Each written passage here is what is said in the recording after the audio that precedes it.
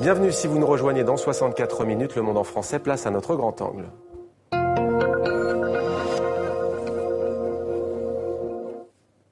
Depuis le 1er janvier, la Lettonie préside pour 6 mois aux destinées de l'Union européenne. Au-delà du partenariat avec la Russie, pays voisin, relation cruciale pour ce pays balte de 2 millions d'habitants. Quels sont les enjeux de cette présidence pour Riga ? On en parle avec l'ambassadrice de Lettonie en France, qui est le grand témoin de 64 minutes. Bonsoir Madame l'ambassadrice, merci d'être avec nous sur TV5 Monde. Peut-être d'abord une réaction aux événements que vit la France. Le pays a subi une vague d'attentats meurtriers, 17 morts, on le disait. Comment ont été perçus ces événements dans votre pays, la Lettonie ? Nous avons suivi ces événements avec une très grande inquiétude et avec une très grande solidarité avec le peuple français. En tout cas, il est clair que c'est un rappel à nous tous, Européens et dans le monde, que c'est un danger qui nous concerne tous. Et nous avons aussi exprimé nos condoléances aux familles des victimes, au peuple français, et nous nous tenons à vos côtés. Notre Premier ministre a également participé à la grande marche dimanche pour témoigner de notre soutien. Et les événements qui se sont déroulés en France ont eu un impact aussi sur la présidence lettonne, évidemment. Le collège des commissaires était présent à Riga vendredi dernier, donc ils ont aussi observé une minute de silence. Des fleurs ont été déposées devant l'ambassade de France. Et bien sûr que cela a une influence aussi sur le programme de la présidence. Évidemment que des questions de terrorisme, de lutte contre le terrorisme, reviennent au premier plan des priorités et des actions que nous aurons à mener dans les mois à venir. Alors, outre ce problème de terrorisme, justement, qui touche l'Europe, quels sont, selon vous, les autres grands enjeux, les défis qui attendent l'Europe que votre pays, la Lettonie, préside aujourd'hui ? Alors, nous avons beaucoup de dossiers à suivre, nous avons beaucoup de dossiers en cours. Il est clair que la plus grande priorité, peut-être, c'est la question économique.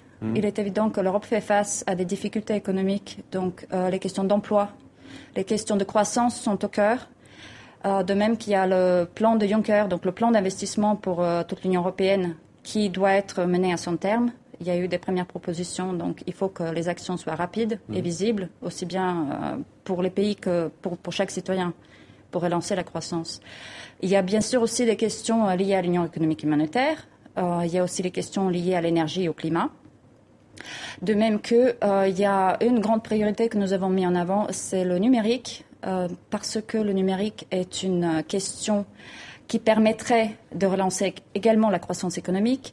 Cela intéresse chacun d'entre nous, qu'on soit du côté des entreprises ou qu'on soit du côté des consommateurs. Il s'agit des protections de données, de la confiance au numérique pour que l'économie puisse se développer plus rapidement. Alors l'économie, justement, Madame l'ambassadrice, c'est l'un des gros problèmes en Europe. Vous l'avez dit, votre pays, lui, ne connaît pas la crise, si l'on peut dire. Nos reporters Jean-Luc Eguezy et Gérald Brestroff se sont rendus en Lettonie, dont le taux de croissance, qui est aujourd'hui de 2,5%, ferait pâlir bien des pays européens.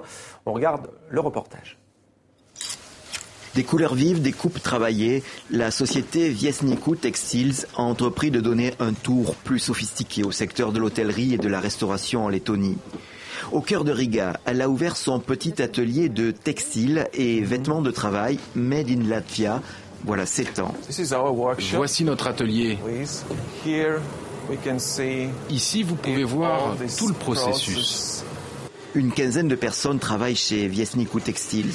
Janis Jansons et son épouse Anna ont créé la société en pleine crise économique, mais le projet a survécu et bénéficie maintenant de l'embellie. En Lettonie, nous assistons à la renaissance de l'esprit du business. La Lettonie a souffert du régime soviétique et nous devions reconstruire notre fibre des affaires parce que nous ne nous faisions plus confiance. Au bord de la Daugava, vue imprenable sur le vieux Riga. La tour Swedbank semble scruter les aléas de l'économie lettonne.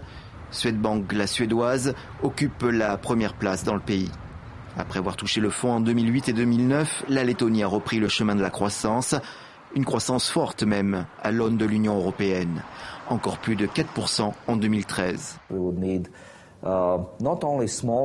Nous aurions non seulement besoin de petites sociétés, mais de grandes aussi.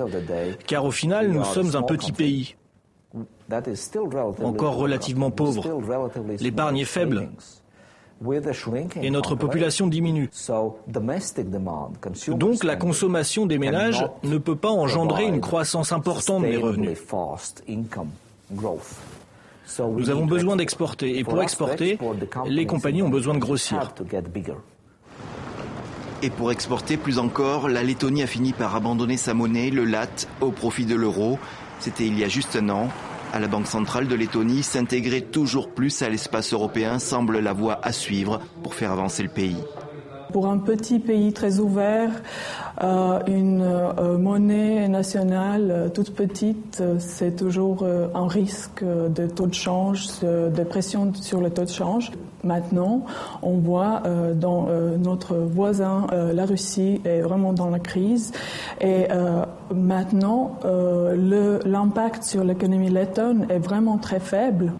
Mais si le choc russe est un peu amorti, c'est aussi la faiblesse de l'économie en Europe qui pourrait aujourd'hui venir ralentir la croissance du pays et l'amélioration des conditions de vie des Lettons. Beaucoup trop déjà ont désespéré et choisi l'immigration. Sanita Pavluta-Deland, ambassadrice de Lettonie en France, est notre invitée. Peut-être une réaction à ce reportage ? Oui, la crise en Lettonie, nous la connaissons, la crise. Nous l'avons bien vécue. Mais les mesures qui ont été prises par le gouvernement ont été très rapides. C'est peut-être grâce à cette rapidité, justement, et au courage du gouvernement de l'époque que nous avons pu en sortir très rapidement, déjà à partir de 2010. Ouais. Et il est évident que la population a souffert, mais depuis, nous avons eu une croissance rapide, comme le reportage l'indiquait. Ouais.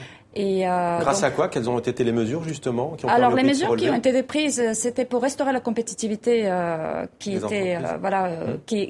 s'était déstabilisée grâce à une croissance extrêmement rapide.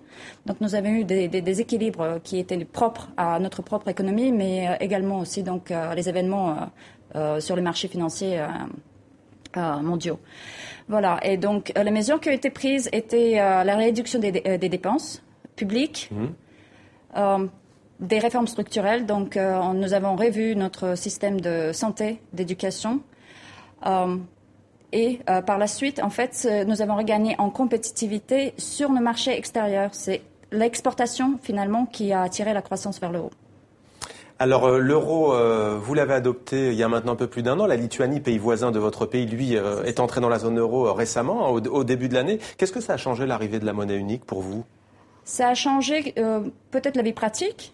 Ça vous fait d'autres billets, d'autres pièces de monnaie dans vos porte-monnaies. Ouais. Mais c'est surtout que cela facilite les échanges commerciaux. Ça réduit les risques de taux de change. Et finalement, ça vous donne aussi plus de stabilité et de prévisibilité. Comme le reportage l'indiquait bien, pour une économie qui est ouverte et de petite taille, avoir sa propre monnaie est un risque supplémentaire.